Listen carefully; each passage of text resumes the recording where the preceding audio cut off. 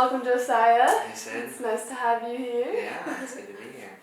So we're just going to start by introducing yourself. Tell us about who you are and what you do and your hobbies and things. Yeah, so I am Josiah Mohr. I was at Greenville from 2015 to 2019. I graduated in December of 2019, so just before everything kind of went crazy here. I was a ministry major and a business major, so I had two of them. Some of my roles on campus do you want some of those? Okay. Yeah, let's talk about it. Some of my roles on campus. So I served as vice president of student body for 2 years. Had a great time doing that. Before that, I was on Res Life. I was an RC at the time in Jansen for a year, so that was really fun. Other things I was involved in, I did a little bit with the Vista student magazine, doing some writing there. I did some editing for the G Pirates as well. So those are kind of the big ones, but yeah. Yeah, cool.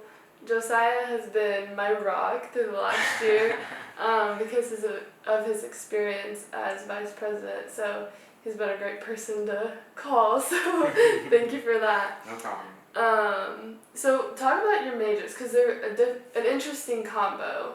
Why did you choose that combination? Yeah, so ministry and business, I think the idea there is to go into nonprofit administration of some kind. It is a very unique combination, Yeah. I'll give you that. Not many people try it. But I really like the system side of things, but I care about the people too. And so I want the system to serve the people as best as I possibly can. So That's awesome. I love your heart for that. And do you know your Interterm type? Obviously I you do. I'm a 1-wing 2, so got that perfectionist that comes out in the form of helping people. So That's awesome. What do you do in your free time? Any hobbies? free time. What's free time? No, for real though. I love playing board games. I play a lot of board games. I play guitar. Not many people know that. So I do enjoy music quite a bit. And just books. I have a pretty large personal library. That's awesome. Many of them I have not read, but some would say that's the indication of an intelligent person. They're just there. Someday you'll get to Someday them. I'll I get to totally them. feel that. I have more to learn. That's what it says. So, yes. That's awesome. So we already talked about the major you chose, and we already talked about what you're involved on campus, so we kind of accomplished a lot there right off the bat. What was your favorite class? My favorite class. So I had to really think about this one. There's so many good classes at Greenville and so many good professors. I think my favorite one probably though was Foundations of Christian Doctrine. So it's a senior level ministry class. I had the opportunity to have it with Dr. Hartley and Mikey Ward both. And so Hartley taught some of the lectures and Mikey led some of the discussions. And that was a very impactful class on the way that I view just the history of the church and Christianity, and the ways that we can do ministry based off of that history. So that's really cool. So would you say that was your best professor experience? I really appreciated Dr. Hartley in particular, yeah. He is one of the professors that really pushed me to be a better writer and a better analyzing the text and the different books that we're reading. And he just has a passion that comes out in the way he lectures. Like an hour goes by so fast with him. Like you can't, it's like you start class and the next thing you know you're done and you're like, that's so much information, but he's amazing that way. Yeah. I had the pleasure of meeting with him bi-weekly this semester, so I got to know him really well, so I would agree. You can learn a lot from him. So that's kind of where you were as a student, but now you're here. I am, Let's talk about now, like what you up to. So, lots of things in my life tend to happen serendipitously, I think. And so now at this point, this next year, I'm going to be serving as a graduate assistant here at Greenville for the wonderful Dean of Students, Ross Baker, and one of my good friends. And I will be advising student government once again. So that'll be really right fun. Up your alley. Yeah. And then on top of that, I'll be taking seminary classes as well. And where are you taking those classes? Garrett Evangelical Theological Seminary, so GETS is the acronym there. in Chicago, Yeah. which will be really good. So that's a master's in public ministry. Wow, that's really cool. I'm excited to see what you do as GA, and it's a new role. It is, yes. So that's going to be very interesting to see how that plays out. But you're living here now. I am. You just moved back a couple weeks ago. I'm actually living in a church currently. Yes. Sounds super weird, but it's kind of cool. St. Paul's Free Methodist Church, the church I attended when I was a student. They have a position called a sexton, which is essentially just hospitality and custodial work, and they let you live there for free as an exchange. So I'll take that deal. It's kind of fun. That's awesome. I love it. So how do you feel like Greenville and your time here prepared you for life after? So a lot of people get stuck here. You know, some people graduate and they move far away, but you came back. So your experience has to be somewhat good. I know it is. But for everybody listening, how do you feel like your experience at Greenville helped prepare you for your future? Yeah, I think a big part of it is just like the relationships that I had here. You know, learning doesn't just happen in the classroom during a lecture hour. I think it happens, you know, in your relationship with your professors, in your relationships with other mentors on campus, relationships with friends. And so I think in that sense, I really found myself growing as just a holistic person in the way that I approached learning. Learning a lot of humility along the way too, a willingness to say, I don't know that, like, I'm interested though. So I think GU really is a good environment to learn how to learn well. And if you can learn how to learn, it opens up so many possibilities moving forward. That's an interesting way to look at it. Reverse a little bit, what kind of brought you to Greenville? Like, because you're from pretty far away, you can talk about that, but how'd you find Greenville? Yeah, so I'm from Wisconsin, southern Wisconsin, so about 5-hour drive depending on what speed you like to drive down here towards St. Louis. Initially I actually came for an audio engineering degree. I didn't know that! Yeah, so that's a new fact about me.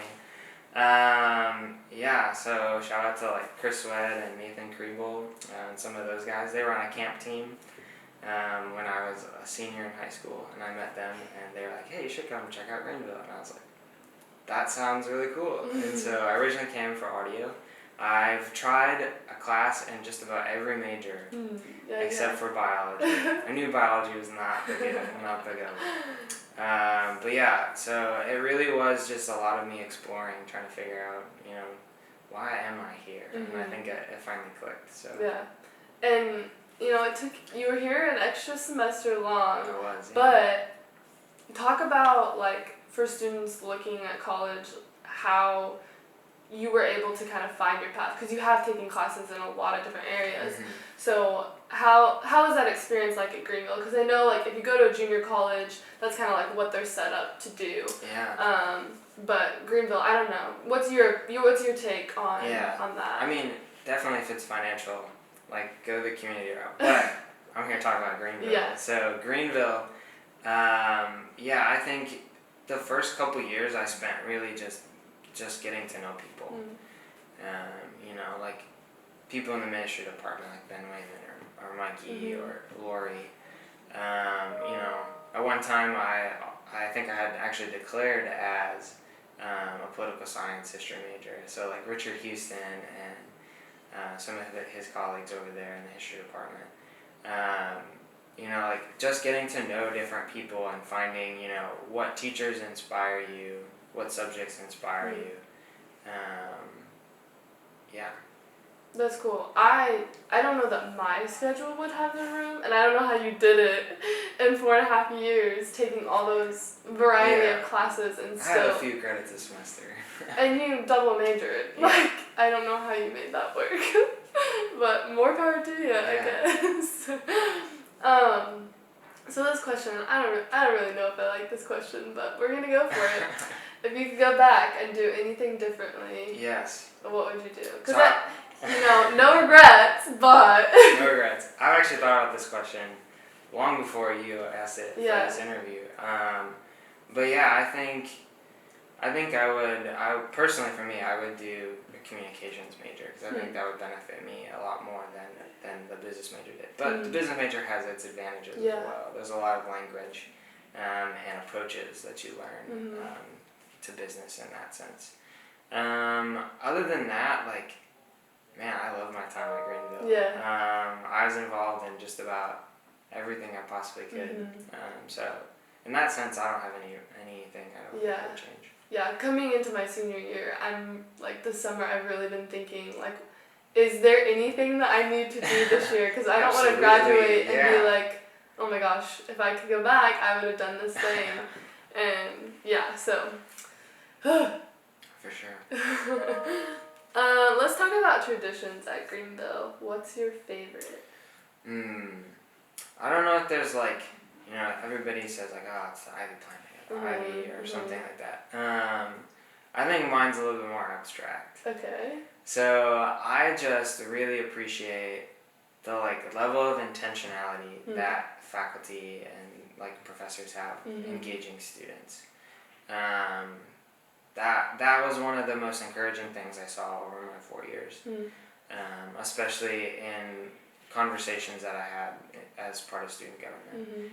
Faculty are really invested here, and that is an amazing tradition. I know I use the word community, like that's like the buzzword. If I had a podcast episode and we didn't say relationships and community, would we be talking about Greenville? We're not talking about Greenville. But yeah, so like I think the faculty that we have at Greenville are like very integrated into the idea of what we call community here. And so, yeah, that is a tradition, quote unquote, that I really enjoy. And I can attest to that too, because, like, you only have your professor for a semester, and you don't meet with them every day, and so it's like you're not spending a whole lot of time with them. But even in the classes, like, I've had a lot of classes too where it's kind of like split.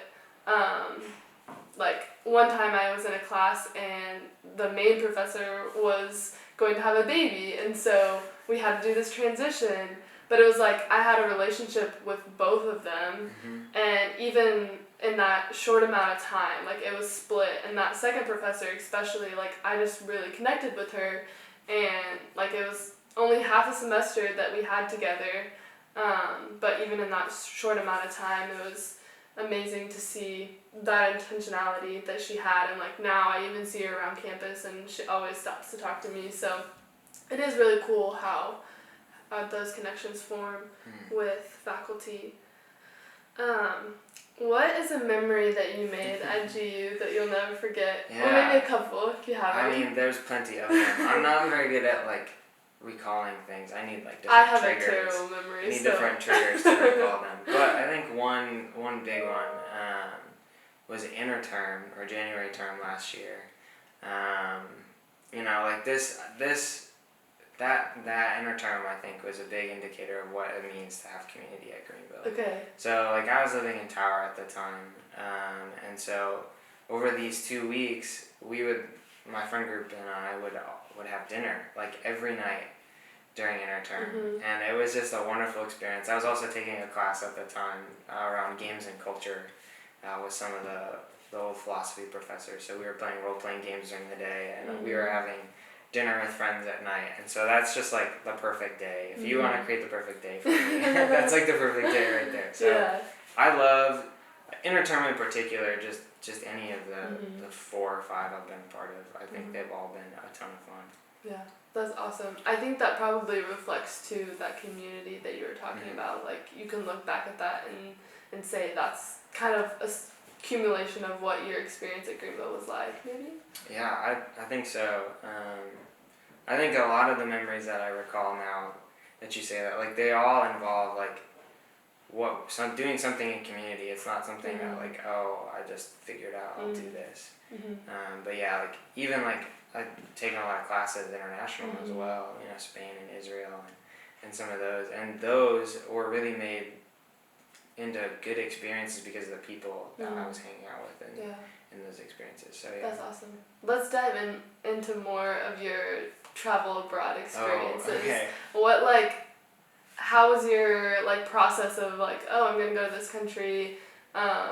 Yeah, how was that? Yeah, well, to say first, I haven't had near as much study abroad experience as some others. You have more than I do. That's true. I have other friends though who have spent entire semesters, and I applaud them for that. Yeah. That's a little bit more ambitious than I think I was ready for at the time. But yeah, so I studied for 3 weeks during an interterm in Israel. Probably my sophomore or junior year, I don't remember which year it was. And that was a really good experience.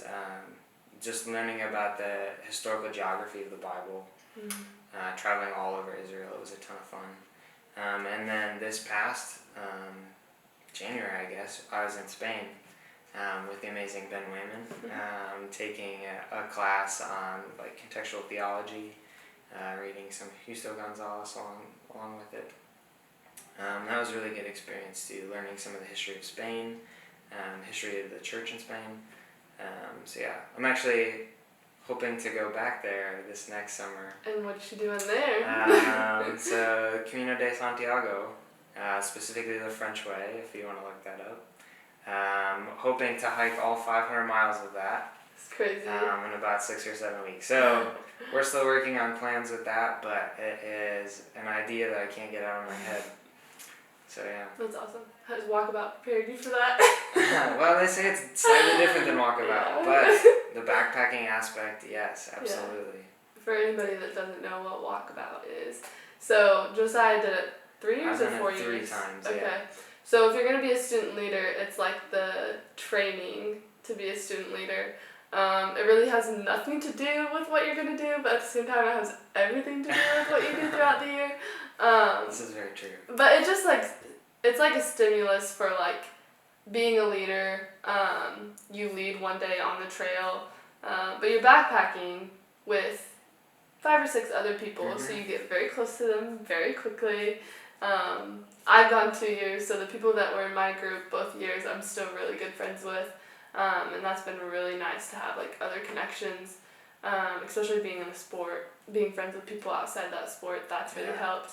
But yeah, I don't know, you can probably say more about how that is and how it prepares you to be a student leader. It's kind of interesting. It really is like a hyper focused on that community that we keep talking about at GU. And so if you can do community well in that group, ideally you should be able to do community well in student government and res life and any number of other student leadership positions. When you can do it without a shower for 6 or 8 days, you can do it with a shower. Absolutely. Okay, last question. Do you have any advice for students at Greenville right now? Yeah, so I think 2 of the biggest lessons that I took from GU. Now this is going to sound super paradoxical, so just stick with me here. Learn how to say yes and learn how to say no. And I think both of them can be applied to the same person because I apply them to myself. So learning to say yes to an adventure. Like push your comfort zone a little bit. Don't do something that's gonna scar you by any means, but like push your comfort zone. You know, go on Walkabout. Go travel abroad. Go for a position that you think would push you. You know, maybe an RA is gonna push you to be a better person. Maybe being in student government is going to push you to be a better person. So take those steps. Say yes to those developments. But also, especially if you're a busy person like me and you like to please people, learn how to say no. So learn your boundaries. You know, and this can be applied to more than just college life, but college life especially. Learn when you need to rest. Learn when, you know, something maybe isn't a good choice for you. Maybe you need to say no so you can say yes to something else. This is a really hard concept that I still have not been able to grasp because everything, if it's brought up by the right person in the right way, it sounds amazing. Yeah. I have a really hard time saying no and like trying to. You can't see the future, and so you don't know what it's going to be like in the middle of those opportunities, and so it's hard. You really have to have good self-awareness to know when you need to say yes and when you need to say no. And talk to your friends and like professors and mentors on campus too, because like that's what they're there for. They're there to get to know you. You're there to get to know them. You know, reverse. And help each other out, Maybe you get an offer from one office on campus, but you have 2 or 3 friends and are like, no, like, you need to do this other thing. Yeah. So, like, trust your own instincts, get to know your own instincts, and also live into that community. People around you. And I think the important part about that, like I said, I'm not very good at this. I need a lot more practice with this when to say yes and when to say no thing. But I tend to take everyone's opinion, not just the people that know me really well. So you can have somebody that's saying, oh, do this, because they've lived that experience, and so they're like, oh, this is what you should do. But they don't necessarily know you, and so even if it was a good or a bad experience for them, you could have a completely different experience. So, I don't know, you want to give an example of maybe a time that how you navigated that decision-making process? Well, it's definitely not something that there's a silver bullet for, or something that, I have a system down for. I like having systems for things, yes, you do. But there's no, like, easy system for this. I think there's been a number of times, especially when I was in RA, saying yes to going to something that each of my residents are at. So trying to visit each of those. But I can't get super involved in all of those things. You'd be at every sporting event. It's like I can't do that. Yeah. But it's good, to go and have that experience with or for that person. Because that does create another connection. And maybe you find something. Maybe I do find something that I can say yes to over and over and over again. So, yeah. That's awesome. Did you have anything else about advice? I know that was number 1. Did you have another one? Or I think that's it. That covers good, it? Yeah. Okay. Well, thank you so much for being a part of the podcast. You are amazing. And I have really appreciated the way that you've poured into me, and so I'm super excited for this to go live. Thank you, Sid. Any last words? Sid is an amazing person, and she's doing some amazing work here at Greenville still. Thank you. So, thank you for having me on, Sid. Of course, anytime.